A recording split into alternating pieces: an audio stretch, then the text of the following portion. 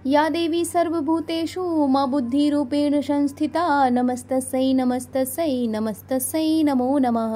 ओम दुम दुर्गाय नमः। दोस्तों, आज नवरात्रि की सप्तमी तिथि है। आप सभी को नवरात्रि की सप्तमी तिथि की और माँ कालरात्रि की पूजा की हार्दिक शुभकामनाएं। माँ कालरात्रि की कृपा सदैव आपकी तथा आपके पूरे परिवार पर बनी रहे। दोस्तों, आज हम सुनेंगे माँ दुर्गा सप्तशती पाठ का अध्याय 12वां और 13वां।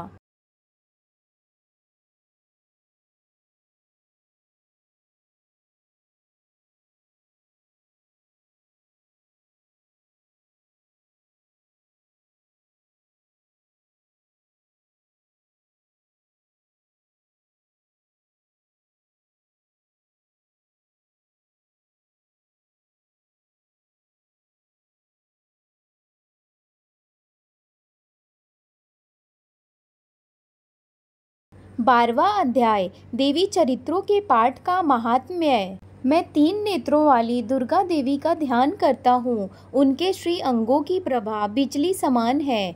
वे सिंह के कंधे पर बैठी हुई भयंकर प्रतीत होती है। हाथों में तलवार और ढाल लिए अनेक कन्याएं उनकी सेवा में खड़ी हैं। वे अपने हाथों में चक्र, गदा, तलवार, ढाल, बाण, धनुष, पास और तर्जनी मुद्रा धारण किए हुए हैं। उनका स्वरूप अग्निमय है तथा वे माथे पर चंद्रमा का मुकुट धारण करती हैं। देवी बोली, देवताओं, जो एकाग्रचित होकर प्रतिदिन इन स्तुतियों से मेरा स्तवन करेगा, उसकी सारी बाधा मैं निश्चय ही दूर कर दूंगी।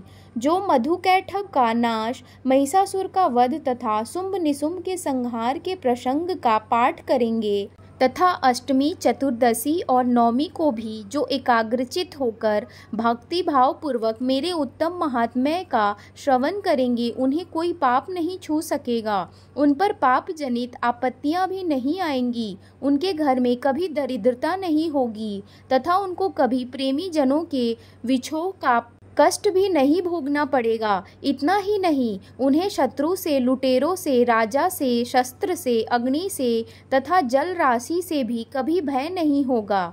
इसलिए सबको एकाग्रचित होकर भक्ति पूर्वक मेरे इस महात्म्य को सदा पढ़ना और सुनना चाहिए। यह परम कल्याणकारक है। मेरा महात्म्य महामारी जनित समस्त उपद्रवों तथा आध्यात्मिक आदि तीनों प्रकार के उत्पातों को शांत करने वाला है। मेरे जिस मंदिर में प्रतिदिन विधि पूर्वक मेरे इस महात्म्य का पाठ किया जाता है, उस स्थान को मैं कभी नहीं छोड़ती। वहाँ सदा ही मेरा सन्निधान बना रहता है। बलिदान, पूजा, होम तथा महोत्सव के अवसरों पर मेरे इस चरित्र का पूरा पूरा पाठ और श्रवण करना चाहिए। ऐसा करने पर मनुष्य विधि को जानकर या बिना जाने भी मेरे लिए जो बलि, पूजा या होम आदि करेगा, उसे मैं बड़ी प्रसन्नता के साथ ग्रहण करूंगी। शरत काल में जो वार्षिक महापूजा की जाती है, उस अवसर पर जो मेरे इस महात्म्य को भक्ति पूर्वक सुनेगा, वह मनुष्य मेरे प्रसाद से सब बाधाओं से मुक्ति तथा धन, धान्य एवं पुत्र से संपन्न होगा। मेरे इस महात्म्य, मेरे प्रादुर्भाव की सुंदर कथाएं तथा युद्ध में किए हुए मेरे पराक्रम सुनने से मनुष्य निर्भय हो जाता है। मेरे महात्म्य का श्रवण करने वाले पुरुषों के शत्रु नष्ट हो जाते हैं। उन्हें कल्याण की प्राप्ति होती है तथा उनका कुल आनंदित रहता है। सर्वत्र शांति, कर्म में बुरे स्वप्न दिखाई देने पर तथा ग्रह जनित भयंकर पीड़ा उपस्थित होने पर मेरा महात्म्य श्रवण करना चाहिए। इससे सब विघ्न तथा भयंकर ग्रह पीड़ाएं शांत हो जाती है और मनुष्यों द्वारा देखा हुआ दुःस्वप्न शुभ स्वप्न में परिवर्तित हो जाता है। बाल ग्रहों से आक्रांत हुए बालकों के लिए यह महात्म्य शांति कारक है तथा मनुष्यों के संगठन में फूट होने पर यह अच्छी प्रकार मित्रता कराने वाला होता है। यह महात्म्य समस्त दुराचारियों के बल का नाश करने वाला है। इसके पाठ मात्र से राक्षसों, भूतों और पिशाचों का नाश हो जाता है। मेरा यह सब महात्म्य मेरे सामीप्य की प्राप्ति कराने वाला है। सम्यक प्रकार पुष्प, अर्घ्य, धूप, दीप, गंध आदि उत्तम सामग्रियों द्वारा पूजन करने से, ब्राह्मणों को भोज कराने से, होम करने से, प्रतिदिन अभिषेक करने से, नाना प्रकार के अन्य भोगों का अर्पण करने से तथा दान देने से आदि से 1 वर्ष तक जो मेरी आराधना की जाती है और उससे मुझे जितनी प्रसन्नता होती है उतनी प्रसन्नता तो मेरे इस उत्तम चरित्र का एक बार श्रवण करने मात्र से ही हो जाती है। यह महात्म्य श्रवण करने पर पापों को हर लेता है और आरोग्य प्रदान करता है। मेरे दुष्प्रभाव का कीर्तन समस्त भूतों से रक्षा करता है तथा मेरा युद्ध विषयक चरित्र दुष्ट दैत्यों का संहार करने वाला है। इसके श्रवण करने पर मनुष्यों को शत्रु का भय नहीं रहता। देवताओं, तुमने और ब्रह्म ऋषियों ने जो मेरी स्तुतियां की है तथा ब्रह्मा जी ने जो स्तुतियां की है वे सभी कल्याणमयी बुद्धि प्रदान करती है। वन में, सूने मार्ग में अथवा दावालन से घिर जाने पर, निर्जन स्थान में लुटेरों के दाव में पड़ जाने पर, शत्रुओं से पकड़े जाने पर अथवा जंगल में सिंह, व्याघ्र या जंगली हाथियों के पीछा करने पर, कुपित राजा के आदेश से वध या बंधन के स्थान में ले जाए जाने पर अथवा महासागर में नाव पर बैठने के बाद भी भारी तूफान से नाव के डगमग होने पर और अत्यंत भयंकर युद्ध में शास्त्रों का प्रहार होने पर अथवा वेदना से पीड़ित होने पर, किन बहुना सभी भयानक बाधाओं के उपस्थित होने पर जो मेरे इस चरित्र का स्मरण करता है वह मनुष्य संकट से मुक्त हो जाता है। मेरे प्रभाव से सिंह आदि हिंसक जंतु नष्ट हो जाते हैं तथा लुटेरों और शत्रु भी मेरे चरित्र का स्मरण करने वाले पुरुष से दूर भागते हैं। ऋषि कहते हैं, यूं कहकर प्रचंड पराक्रम वाली भगवती चंडिका सब देवताओं के देखते देखते वही अंतर्ध्यान हो गई। फिर समस्त देवता भी शत्रुओं के मारे जाने से निर्भय हो पहले की ही भांति यज्ञ भाग का उपभोग करते हुए अपने अपने अधिकार का पालन करने लगे। संसार का विध्वंस करने वाले महाभयंकर अतुल पराक्रमी देव शत्रु शुंभ तथा महाबली निशुंभ के युद्ध में देवी द्वार मारे जाने पर शेष दैत्य पाताल लोक में चले गए। राजन, इस प्रकार भगवती अंबिका देवी नित्य होती हुई भी पुनः पुनः प्रकट होकर जगत की रक्षा करती, वे ही इस विश्व को मोहित करती, वे ही जगत को जन्म देती तथा वे ही प्रार्थना करने पर संतुष्ट हो विज्ञान एवं समृद्धि प्रदान करती हैं। राजन, महाप्रलय के समय महामारी का स्वरूप धारण करने वाली वे महाकाली ही इस समस्त ब्रह्मांड में व्याप्त है।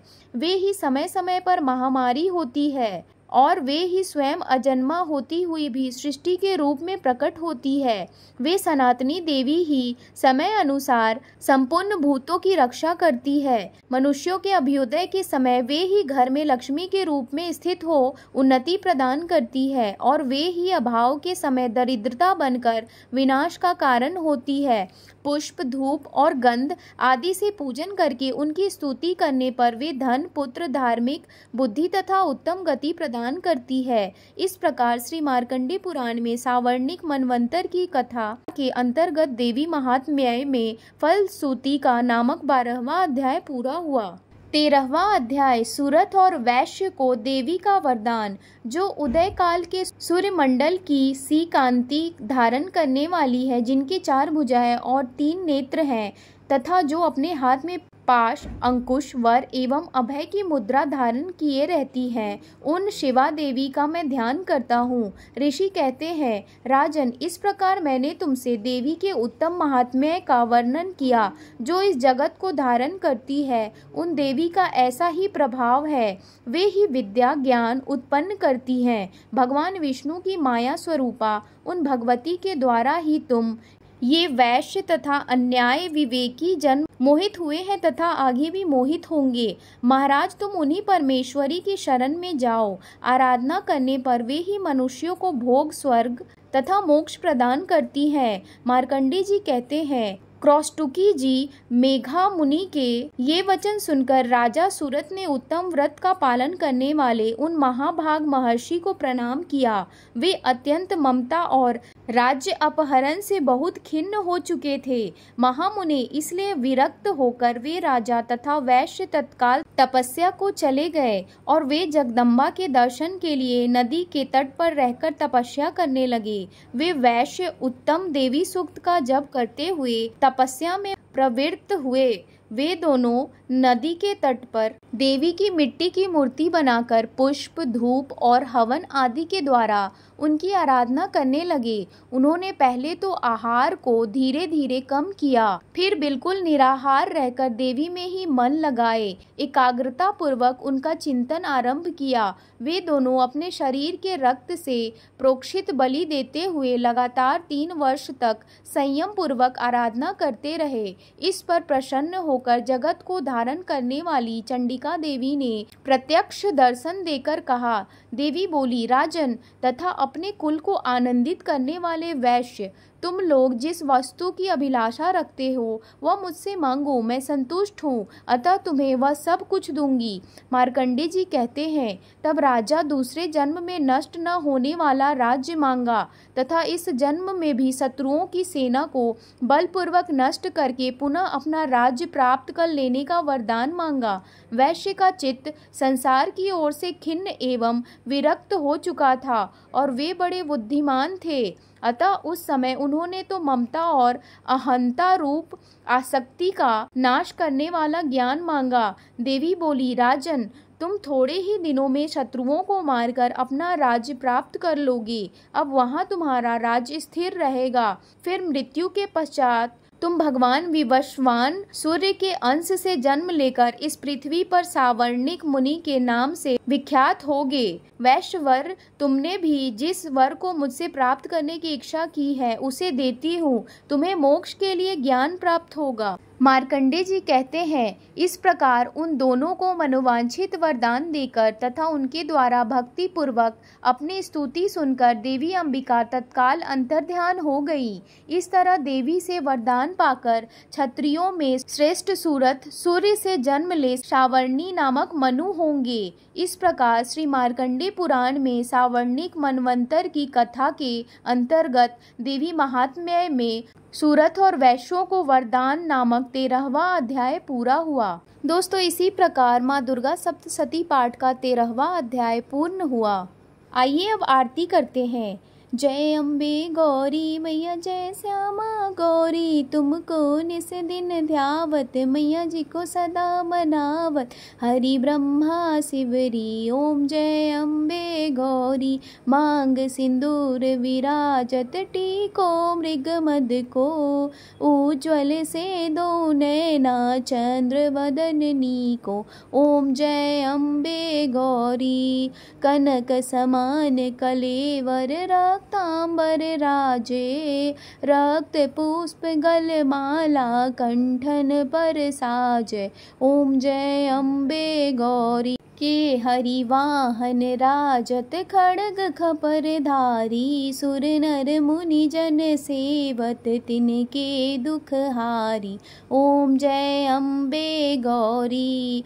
कानन कुंडल शोभित, नासाग्रे मोती, कोटिक चंद्र दिवाकर राजत समज्योति, ओम जय अम्बे गौरी। शुंभ निशुंभ विदारे, महिषासुर धाती, धूम्र विलोचन नैना निस दिन मदमाती, ओम जय अम्बे गौरी। चंड मुंड संहारे, शोणित बीज हरे, मधु कैठब दो मारे, सुर भयहीन करे, ओम जय अम्बे गौरी। ब्रह्मानी रुद्रानी तुम कमला महारानी, आगम निगम बखानी तुम शिव पटरानी। ओम जय अम्बे गौरी।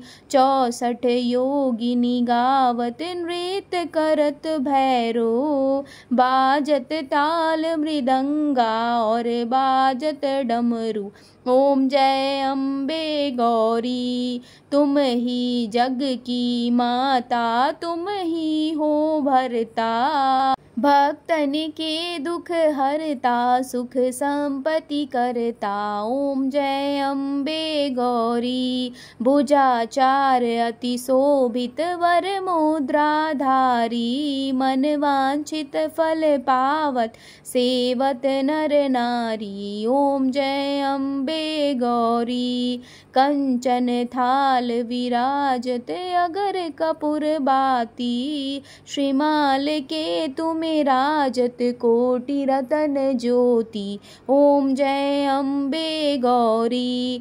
माँ अम्बे जी की आरती जो कोई नर गावे, मैया प्रेम सहित गावे, कहत शिवानंद स्वामी सुख संपत्ति पावे।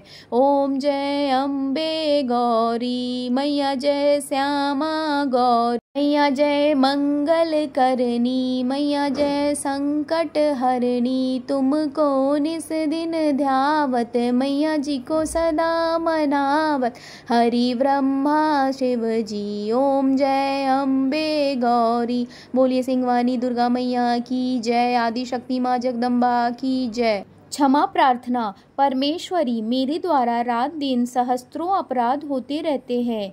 यह मेरा दास है, यूँ समझकर मेरे उन अपराधों को तुम कृपा पूर्वक क्षमा करो।